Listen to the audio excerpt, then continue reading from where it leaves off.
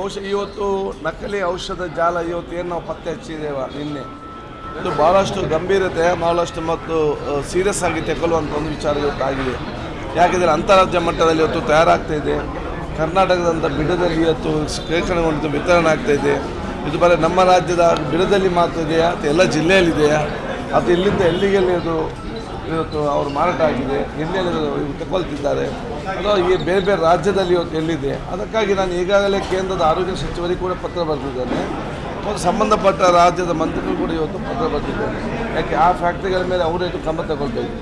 ನಮ್ಮ ರಾಜ್ಯದ ಅಂತಾರಾಜ್ಯ ಮಟ್ಟದ ವಿಚಾರ ಆದ ಕಾರಣ ಅಂಥ ಜಿಲ್ಲೆ ವಿಚಾರ ಕಾರಣ ಮತ್ತು 5 ಕೋಟಿಗೂ ಹೆಚ್ಚಿದ್ದ ಕಾರಣ ಇದನ್ನು SIT ಮುಖಾಂತರ ತನಿಖೆ ನಡೆಸಬೇಕು. ಈಗ ನಮ್ಮ ರಾಮನಗರ SP ಮತ್ತು ಪೊಲೀಸರು ಪ್ರಾಮಾಣಿಕತೆಯಿಂದ ಆ ತನಿಖೆಯನ್ನು ಮಾಡ್ತಾ ಇದ್ದಾರೆ. ಆದರೆ ಬಹುಶಃ ಇದಕ್ಕೆ ಒಂದು ಕೇಂದ್ರೀಕರಣವಾಗಿರಬೇಕು, ಸಂಪೂರ್ಣ ವಿಚಾರ ಬರಬೇಕು ಅಂತ ಹೇಳಿಕೊಂಡೆ ಈಗ ವಿಶೇಷ ತನ್ನ ರಚನೆ ಮಾಡಬೇಕು ಅಂತ ಒಂದು ಅಧಿಕಾರಿ ಮುಖಾಂತರ ನಾನು ಕೇಳಿ ಚರ್ಚೆ ಮಾಡಿದ್ದೇವೆ. ನನಗೆ ವಿಶ್ವಾಸ ಇದೆ ಅತಿ ಶೀಘ್ರದಲ್ಲೇ ಗೃಹ ಸಚಿವರು ಬಹುಶಃ ಈ ಒಂದು ವಿಷಯ ತನ್ನ ರಚಿಸ್ತಾರೆ. ಅಲ್ಲಿಯ ತನಕ ನಮ್ಮ ಪೊಲೀಸ್ ಇಲಾಖೆ ಅತ್ಯುತ್ತಮವಾಗಿ ತನ್ನ ತನಿಖೆಯನ್ನು ನಡೆಸ್ತಾ ಇದೆ. ಸರ್, ಈ ಹಿಂದೆ ಇದ್ದಂಥ ಆರೋಗ್ಯ ಇಲಾಖೆ ಸಚಿವರು ಅವ್ರ ಕಣ್ಣಿಗೆ ಬಿದ್ದಿರಲಿಲ್ಲ ಬಾಯಿಗೆ, ಯಾಕಂದರೆ ಇದು ತುಂಬ ಹಿಂದಿನ ದಿನದಿಂದ ನಡೀತಾ ಬಂದಿದೆ.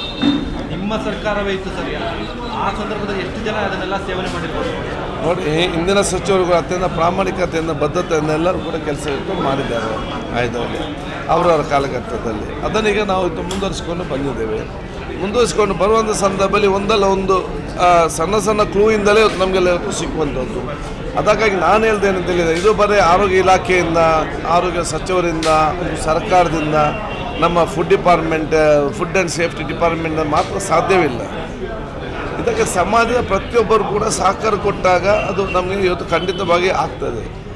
ನಾವು ಬಹುಶಃ ಇವತ್ತು 7.5 ಕೋಟಿ 6.5 ಕೋಟಿ ಜನಸಂಖ್ಯೆ ಇರುವಲ್ಲಿ ನಾವು ಬಹುಶಃ 150 ಜನ ಫುಡ್ ಸೇಫ್ಟಿಯವರು, ಪೊಲೀಸರು ಸ್ವಲ್ಪ ಎಷ್ಟು ಪತ್ತೆಸಲಿಕ್ಕೆ ಸಾಧ್ಯವಾಗ್ತದೆ.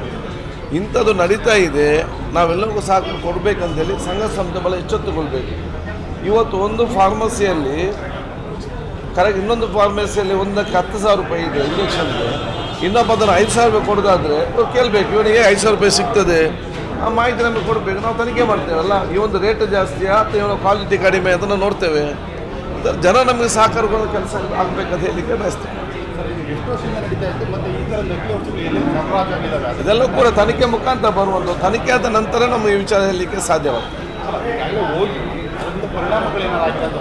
ಅದು ಕೂಡ ತನಿಖೆಯಿಂದ ಎಲ್ಲ ಬರಬೇಕಲ್ಲ. ಯಾರಿಗೆ ಕೊಟ್ಟಿದ್ದಾರೆ, ಯಾವ ಆಸ್ಪತ್ರೆಗೆ ಕೊಟ್ಟಿದ್ದಾರೆ, ಪೇಷಂಟ್ ಯಾರು ಕೊಟ್ಟಿದ್ದಾರೆ, ಆ ಪೇಷಂಟ್ ಬದುಕಿದ್ದಾರಾ ಅಥವಾ ಇನ್ನೂ ಸೀರಿಯಸ್ ಆಗಿದ್ದಾರಾ ಅಥವಾ ತೀರಿ ಹೋಗಿದ್ದಾರಾ, ಇವ್ರು ತೀರಿಯೋದಕ್ಕೆ ಬೇರೆ ಕಾರಣ ಕೊಟ್ಟಿರ್ತಾರಾ, ಯಾರಿಗೂ ಗೊತ್ತು. ಇದೆಲ್ಲ ಅವ್ರು ತನಿಖೆಯಿಂದ ಆಗ್ತದೆ. ಅದಕ್ಕಾಗಿ ಇದು ಸಾವಿಗೆ ಪ್ರೇರಣೆ ಆಗುವಂತಹ ಮತ್ತು ಪ್ರೋತ್ಸಾಹ ಕೊಡುವಂಥ ಒಂದು ಸೆಕ್ಷನ್ ಏನು ನಮ್ಮ ಫುಡ್ ಆ್ಯಂಡ್ ಸೇಫ್ಟಿಯಲ್ಲಿದೆ 302 ಥರವೇ, ಅದನ್ನೇ ಇವತ್ತು ನಾವು ಇಂಪ್ಲಿಮೆಂಟ್ ಕೂಡ ನಾವು ಇವತ್ತು ಹೇಳಿದ್ದೇವೆ. ಸರ್, ಈ ಎಷ್ಟು ಕಂಪ್ನಿಗಳು ಭಾಗಿಯಾಗಿದ್ದಾವೆ ಅಂತ ಲೆಕ್ಕ ಸಿಕ್ಕಿರುವ ಅಲ್ಲ, ನಾವು ಇವರು ಒಂದು 6 ಕಂಪನಿಯ ಲೇಬಲ್ ಮಾಡಿ, ಅದು ಅಂತಾರಾಷ್ಟ್ರೀಯ ಮಟ್ಟ ಕಂಪನಿಯ ಲೇಬಲ್ ಮಾಡಿ ಅದನ್ನು ಮಾಡ್ತಾ ಇದ್ದಾರೆ. ಈಗ ಅವ್ರ ಮೇಲೆಲ್ಲ ಕೇಸೆಲ್ಲ ಹಾಕಿದ್ದಾಗಿದೆ ಸರ್. ಈಗ ಕೇಸ್ ಯಾರೇ ಡೂಪ್ಲಿಕೇಟ್ ಮಾಲ್ ತಂದು ಲೇಬಲ್ ಮಾಡಿ ಮಾಡ್ತಾನೆ ಅವನ ಮೇಲಾಗಿದೆ. ಇನ್ನು ಯಾರು ಪಡ್ಕೊಂಡು ಹೋಗಿದ್ದಾರೆ, ಯಾರು ಲಾರಿಯಲ್ಲಿ ಬಂದಿದ್ದಾರೆ, ಲಾರಿಯಿಂದ ಯಾರು ಮಾಲೀಕರು ಸಹಕಾರ ಕೊಟ್ಟಿದ್ದಾರೆ, ಇದೆಲ್ಲರೂ ಕೂಡ ಇವನ್ ಲಾಜಿಸ್ಟಿಕ್ಸ್. ನನ್ನ ಹತ್ರ ಅಲ್ಲಿ ಲಾರಿ ಇದ್ದರೆ ನಾನಲ್ಲಿ ಮತ್ತೆ ನನಗೆ ಗೊತ್ತಿಲ್ಲ ಇದು ಡೂಪ್ಲಿಕೇಟ್ ಅಂತೇಳಿ, ಅವರನ್ನು ಕೂಡ ನಾವು ಬಿಡಲಿಕ್ಕೆ ಹೋಗೋದಿಲ್ಲ. ಇದರ ಥ್ಯಾಂಕ್ ಯು. ನೀವು ಸಣ್ಣ ಆಗಬೇಕಲ್ವಾ? ಅದು ಒಂದು ಉತ್ತಮ ಆಹಾರದಿಂದ ಸಣ್ಣ ಆಗಬೇಕಲ್ವಾ? ಪ್ರತಿದಿನ ನಮ್ಮ ಜೀನಿ ಸ್ಲಿಮ್ನ ಯೂಸ್ ಮಾಡಿ ಯಾವುದೇ ಸೈಡ್ ಎಫೆಕ್ಟ್ ಇಲ್ದಂಗೆ ನೀವು ಸಣ್ಣ ಆಗ್ತೀರಾ.